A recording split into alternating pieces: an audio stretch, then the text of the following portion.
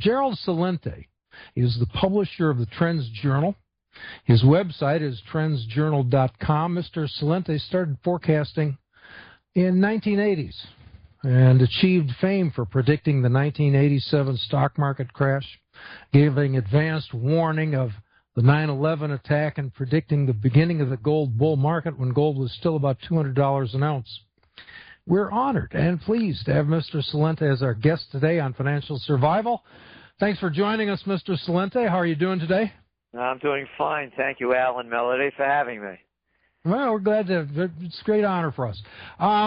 Your business is trends. How do you determine trends? How do you know? I know you consult several different indicators, several dozen probably financial indicators. I'm guessing that the choice of those indicators wouldn't be too surprising. But how do you balance and give weight to each indicator? If you're weighing 20 things, how do you decide which one is more important, or do you weigh them all equally? That's it. There's a great quote from the scholar Friedrich von Schiller. In today already walks tomorrow. And that's all we do. We look at the current events shaping future trends. So whether it's, we take the debt ceiling, and before that the government shutdown, and before that Syria, and before that the massacre at the Navy shipyard, and before that, what's going on in Greece with the closing down of the Golden Dawn. And then we look at what's going on in Spain with the corruption trials going on, and on and on and on. And so what we do is we look at over 300 different trend categories. All we're interested in is in the facts and in the information. And it's very hard, of course, to determine sometimes what's fact and what's not, but we go to all the sources. So, for example, my day includes reading the New York Times, the hard copy, the Financial Times, the hard copy, Wall Street Journal, the hard copy, and going online and looking at Bloomberg, CNBC, Al Jazeera, Al Haaretz, Fars News Agency, China Daily, a whole variety of different sources of information from all parts of the world to Russia Today. What do you gain from those newspapers? The obvious answer would be facts. But information. To what extent is it subjective, where you get a feel for what's happening as much as facts about what's happening? Or do you rely on the subjective at all? Of course. It's like going to a doctor and getting a diagnosis.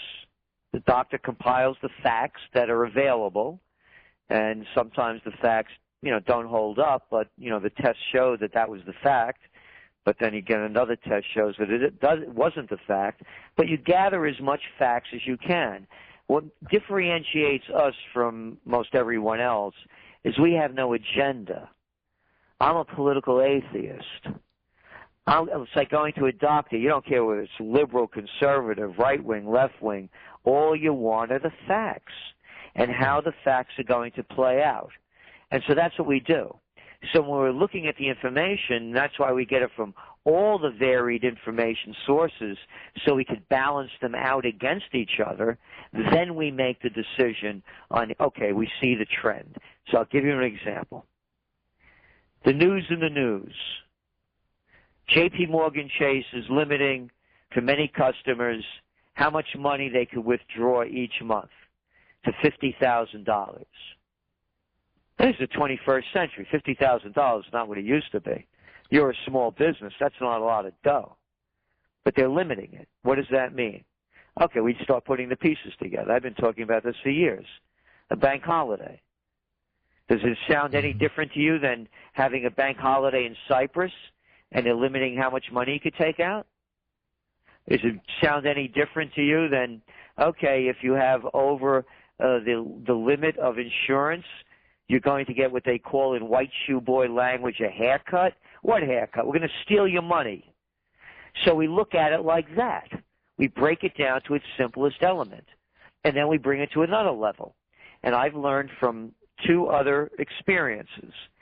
If you don't have your money in your pocket or where you could put your hands on it, it's not your dough.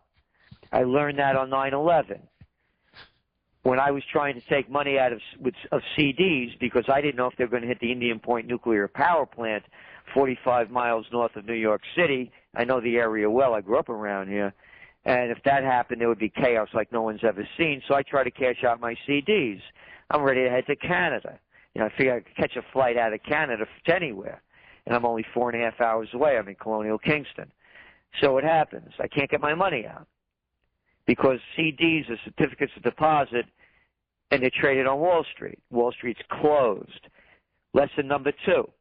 John Corzine, the former head of Goldman Sachs, former governor of New Jersey and senator of New Jersey, and head of MF Global, stole my money. He went into segregated accounts and took money. And I had 6 figures. So I realized, regardless of what they tell you, unless you have your money on where you can grab it, it's not yours. Going back to the J.P. Morgan Chase story. Current events form future trends. You go through all of the news over the last 2 weeks. Pick your choice. IMF, World Bank, Deutsche Bank, Chinese, you name it. Every Jamie Dimon, every Citigroup, name them. They were all fearful of what would happen if the United States defaulted on its debt. And if you read closely, all of them said they were making contingency plans. So it's a trend forecast. You put all the information together, and you're a survivalist show. If you don't have your gold, you don't have your silver, you don't have your dollars where you could get a hold of them, and you have a middleman there, guess what? You might as well whistle Dixie. When we talk about trends, they come in pairs, I'm going to guess. We're going to have one trend that's moving up and another trend that's moving down, although there's a different balance. It may be that one trend is predominant at any given moment, and a counter trend is perhaps just beginning or perhaps waning. Do they usually run? Do you usually think of trends as running in pairs, or do you see trends as isolated? You never know. It's wild cards. You never. How about a Fukushima? You don't know. Yeah. How about all of a sudden, like this J.P. Morgan Chase letter just comes out? It's the wires. You don't know. So, again, you don't give anything a rating or judge it. You just keep letting it stay fluid because no one knows what the future will bring. There are too many wild cards, a typhoon, a hurricane, you name it, a natural disaster, man-made disaster. Who knows? So what if there's something that goes on with a geopolitical issue, and it kills? A dirty bomb goes off somewhere in a major city. The whole game changes. Want to show you how the game changes, where it doesn't go in pairs, and you don't know what's going to happen? But another example of why you better be in control of what you have, because if you're not, someone else is, and it's not yours. Boston, the Boston Marathon. Look what happened. I understand. They closed down 100 square miles of Boston area to hunt for a 19-year-old kid. They went door to door without warrants. They called essentially martial law, shelter in place. Yeah, how's that for some BS language? And you had enough stormtroopers out in the streets that would have made Hitler Heil. So you can see how the game could change. Everything closed down. Businesses lost tons of money, but more importantly, people lost their constitutional rights and Bill of Rights. So it's always, you prepare in our method of trend forecasting, and of course we call it the martial art of trend forecasting, having been a close combat practitioner for many years. You expect the unexpected. You prepare for anything. There's no forms.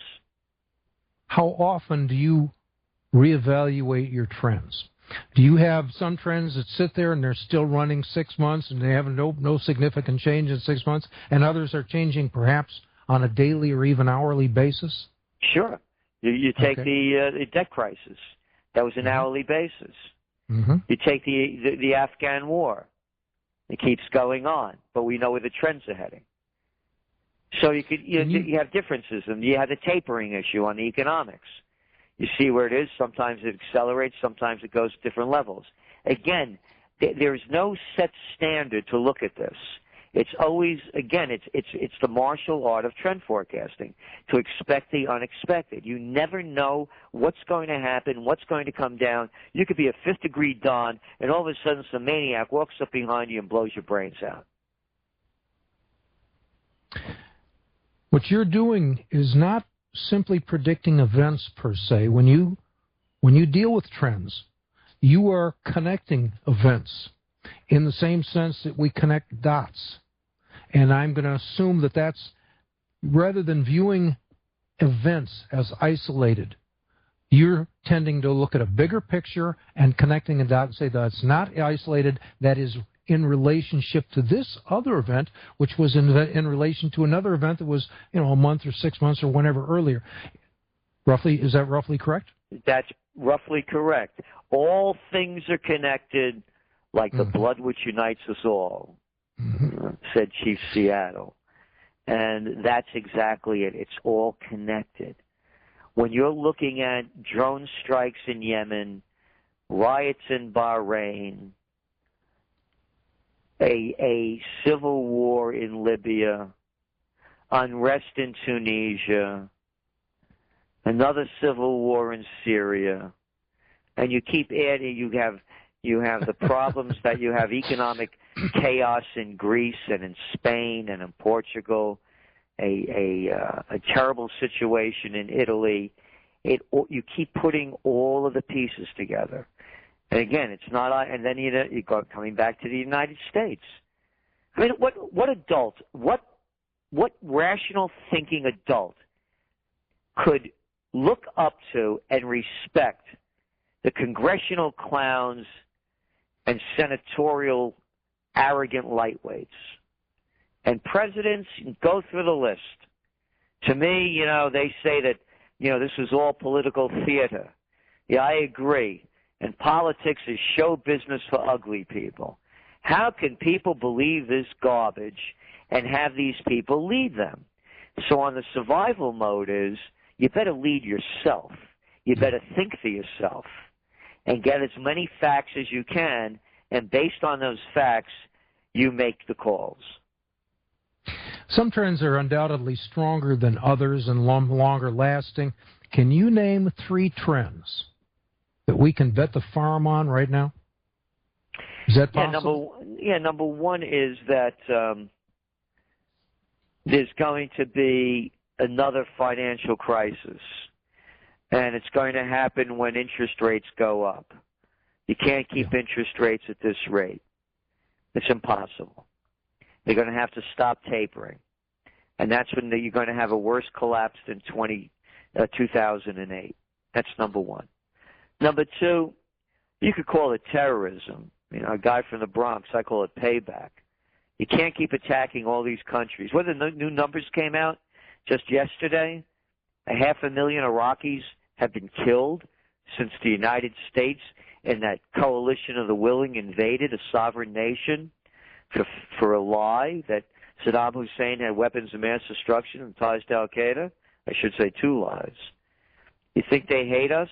How about what they're doing to Afghanistan or Pakistan with the drones? So there's going to be something that's going to happen that's going to be far beyond a 9/11 magnitude occurrence. And when that happens, you're going to see martial law instituted in the United States. And to me, the Boston Marathon was the model for that. Again, they closed down 100 square miles of a major city, stopped rail transportation between New York and Boston to find a 19-year-old kid. So imagine if a dirty bomb goes off for biological warfare. And then thirdly, there's also the strong probability that if we the people rise to greater heights, we could also have a renaissance. So again, there are too many wild cards. The future, and the people don't know this, is in the hands of the people. And to relinquish that, as I see it, is to relinquish your dignity, your respect, and your courage and your integrity. And rather than you charting the future, letting someone else do it for you, and here in the United States, of course, it's the D.C. drama queens and the Beltway circle jerks. So it could go either way, but those are the sure things that I see. And the efforts that we're doing at the Trends Journal is for that renaissance and restoration. And so we see the other two ways they're taking us to financial and geopolitical disasters, but we want the other way, and we believe we can have it. What do you think about the trend in gold? Is it up, down, sideways? Is the bull market over? Or are we just seen a blip in it? Are we going back to the bull market? What's going to happen to gold? Go back just last week, when on a Friday, I believe it was 8:42 a.m., I believe it was, Eastern Time, all of a sudden somebody sold 5,000 contracts on the COMEX at the market. Anybody that trades gold knows you never do that. And, of course, there's a lot of speculation that the market's rigged. Why should there be speculation? There should be a surety that it's been rigged. LIBOR rates have been rigged. Now they're looking at the Forex. That's been rigged. Everybody knows about insider trading. It's rigged. So it's not in the interest of the central banks at a time in history that's unprecedented, where they're devaluing their currencies by printing unlimited supplies of money, that they would want gold prices to go up. My first buy of gold was in 1978 at $187.50 an ounce. I also bought it at the peak of the trading day on July 20th, 1980, when it hit 875 and crashed the next day. And so I know the emotion. This is a very different time. Back then there was, 1980, it was the Soviet Union. Everything east of Berlin was locked behind the Iron Curtain. They weren't in the markets. Kazakhstan, nobody heard of the joint. They weren't buying gold like they are now. Same thing over in China. China, all that people knew about was Mao, and he'd been dead a couple of years. There was no Chinese market. There was no India market. The Indians were still buying gold, but not at the level they are now. I'm saying this because this is a very different situation. This is a global market. As long as the economies continue to pump cheap money into the system, I am bullish on gold. I'm bullish on gold for the long term. I keep buying gold. Matter of fact, I announced, every night we do, from Monday through Friday, we do Trends in the News. It's part of the Trends Journal TV subscription. And I made the announcement when I bought gold at $13.06. And I was back in the market. So for me, gold is my golden years. I don't trade it, trying to beat the markets. I buy it for the reason that why would I want to buy worthless paper money? Not worth the paper it's not printed on. We've actually come to the point where we would normally take a break for some more commercials. We're going to pass on that, provided that you can stay a little longer, Mr. Celente. Is that possible? I only have exactly 4 more minutes because I have another engagement coming up. Well, we'll take the 4 more minutes, and then we'll okay, if we can. I'm pleased to hear you talk about a renaissance as a third potential trend, because I was listening to Nancy Pelosi last week when she talked about the conflict between the debt ceiling and Obamacare as just a pretext for the real debate was about the extent of government. That was her term. And I began to realize right then that we are dealing with what I think of as a limited government movement right now in Congress. That's what we saw. I see the Tea Party and Occupy Wall Street and Anonymous and WikiLeaks and the Second Amendment rights movement. I think they're all not connected in an obvious way, but the common denominator is they are fighting for limited government. Even the states are passing laws to resist the power of the federal government. I see this limited government movement as something powerful, and I've just done it. I've just made that observation in the last week or so. And does that seem to parallel your notion about a renaissance, or at least a potential renaissance? Yes and no. It's bigger than government. As you may know, I'm in colonial Kingston, New York. I just bought the most historic corner in the United States. I bought 3 of the 4 buildings. because I want to see a second American Revolution. It's the only corner in the U.S. where there's a stone building on each corner that predates the revolution. And I bought them after coming back from Germany, from Berlin, and realizing that there are two-bit freaks everywhere, and that this is my country, and I'm staying here. I'm not leaving, and I want to see a revolution, but one of, not a violent one of, the heart, the spirit, the mind, the, intellect, emotional, and artistic. And that's why I bought the building. So government is only, to me, the minor player in this. It's really about the individual.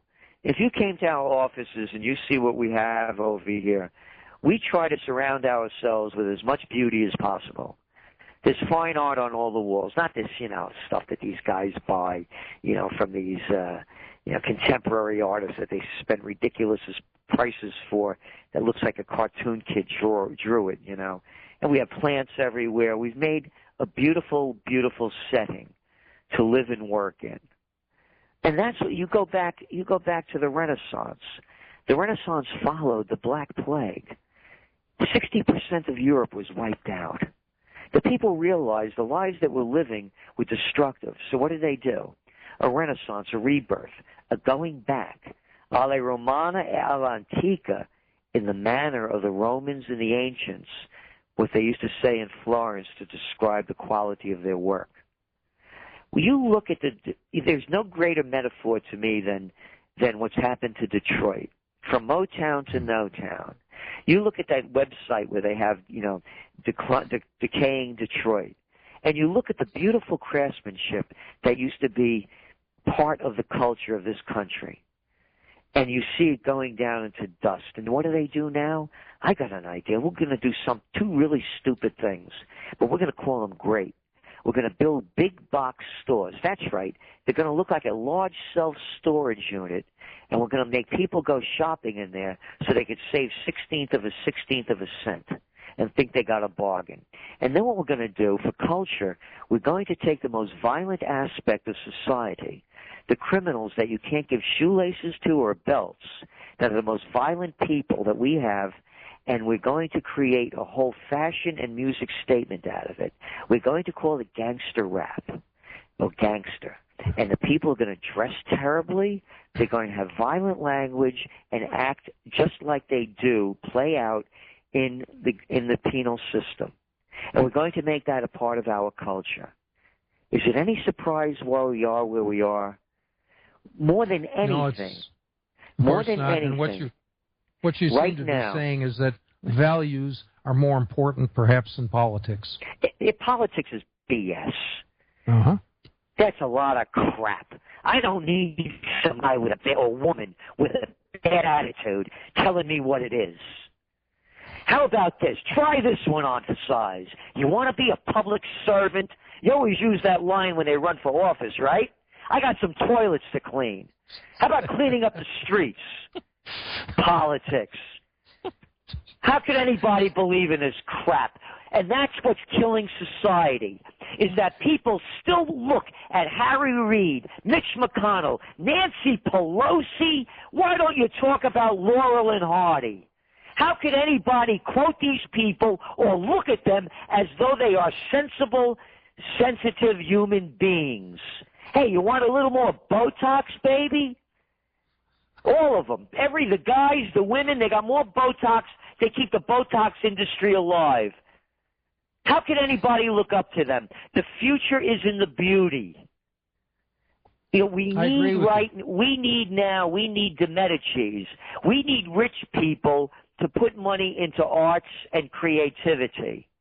And those, by the way, are the first things they took out of the school system. Look at the way people dress. Look what they look like. Yeah, we're facing some serious problems, and I think you're right. In a sense, you're talking about taking this country back one street corner at a time. One person at a time. Yeah. One person at a time. Mm-hmm. When enough people will change, everything will change. Because when people when people instill dignity, self-respect, and courage within themselves, they don't take crap from little people like these senators, congressmen, and these commanders-in-chief. George Bush Who could believe this two-bit freak who took us to war? Who could believe Obama with, we're going to close Guantanamo, I'm going to give transparency. You saw the latest report that came out from people like the New York Times that says how there's no free information flowing anymore. One liar after another. How about Slick Willie Clinton, who sold this nation out with NAFTA, who deregulated the communications industry, who killed Glass-Steagall, and people still salute. It's up to the individual to change. Until that changes, nothing's going to change. Mr. Celente, I want to thank you very much for your time and for staying over with us. It's been more than an honor. It's been a pleasure. It's been fun. I've been part of the program. I haven't been able to think of anything to say, which is rare for me. And we hope maybe we get you back another time. Okay, thanks a lot, Alan Melody. Bye-bye. Thank you. Mm-hmm.